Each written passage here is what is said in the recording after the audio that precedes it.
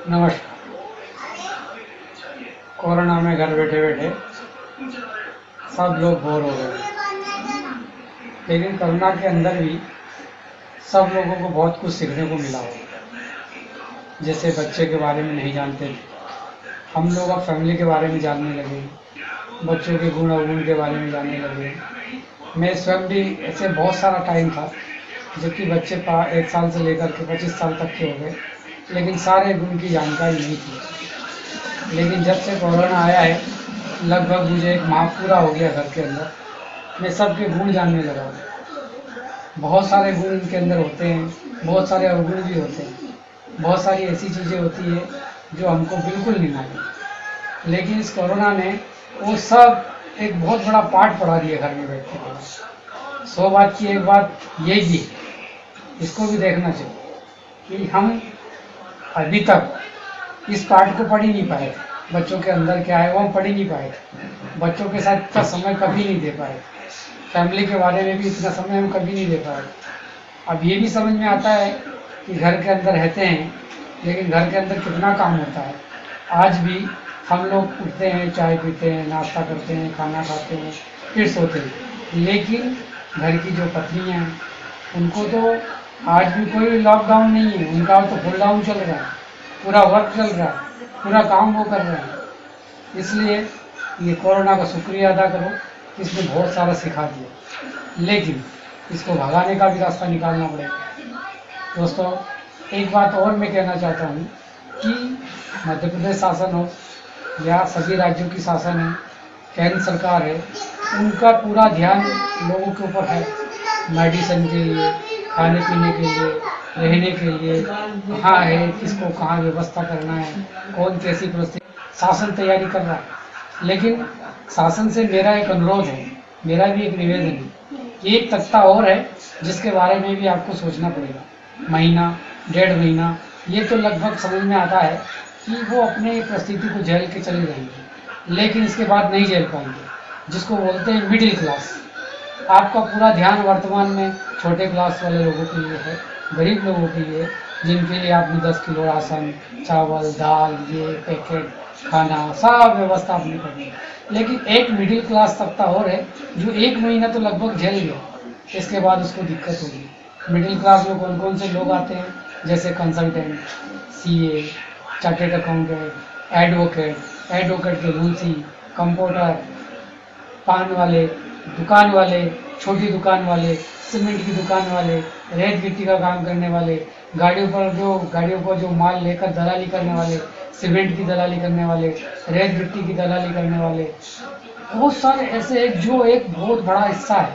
अगर हम 40% गरीबी लोग का हिस्सा अगर मान के चलते हैं और 20% बड़े लोगों का हिस्सा मान के चलते हैं, तो बीच का जो हिस्सा है वो भी एक बहुत बड़ा हिस्सा है। मैं भी कंसल्टेंट हूँ, मुझे इस परिस्थिति के बारे में मालूम है और मैं उन सब लोगों के बारे में मैं अपनी स्थिति को जोड़ता हुआ चलता हूँ। हम लोग भी कोई बहुत बड़े नहीं होते, मिडिल क्लास का आदमी बहुत लंबा नहीं खींच पाता है, लेकिन उसका जीने का एक अपना स्तर है। मान लीजिए एक पन्नी मिलने वाला व्यक्ति होता है, एक गरीब व्यक्ति होता है, वो 500 रुपये 700 रुपये रोज की पन्नी बीन करके बोरे में भर के सफाई करके और वो भेज देता है, यानी कि वो महीने में 30,000 रुपये कमाता है।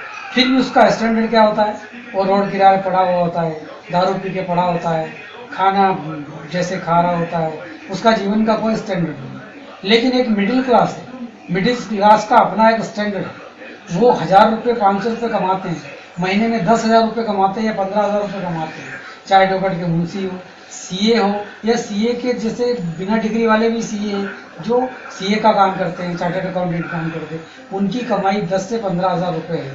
एक पन्नी बीनने वाले उतनी ही है, लेकिन उनका स्तर ऊंचा है। उस 15,000 को खर्च करने के लिए बाकायदा अपनी ड्रेस को मेंटेन करते हैं, जूते मेंटेन करते हैं, अपने काम को मेंटेन करते हैं और तरीके से वो काम करते हैं, जिससे उनका स्तर आपको बड़ा लगता है मिडिल क्लास।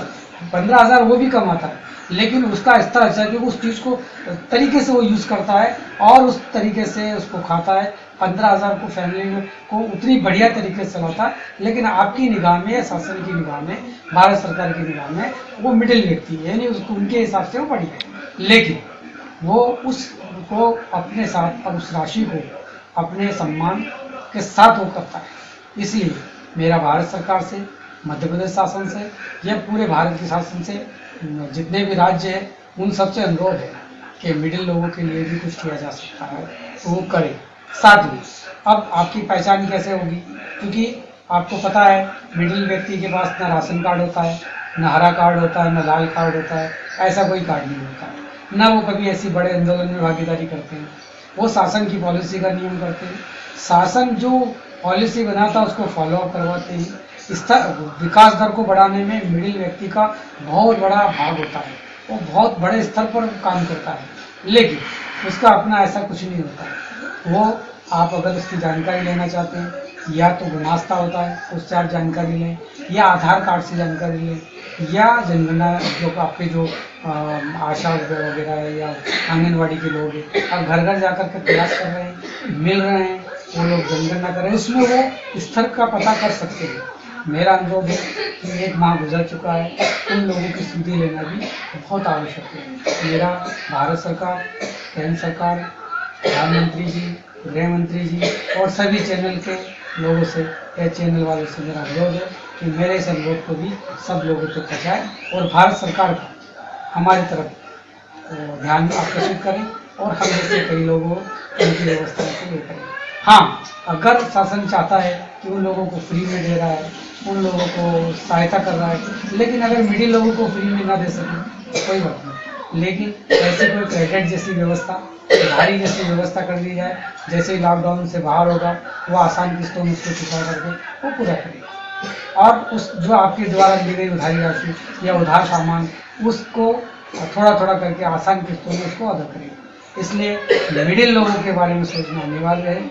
मिडिल लोगों के बारे में बार बार ध्यान आकर्षित कराना मेरा कर्तव्य है और मैं अनुरोध करना चाहता हूँ कि जो भी इस वीडियो को सुनता है वो भारत सरकार को इस तरफ ध्यान देने के लिए आकर्षित करें। धन्यवाद, नमस्कार।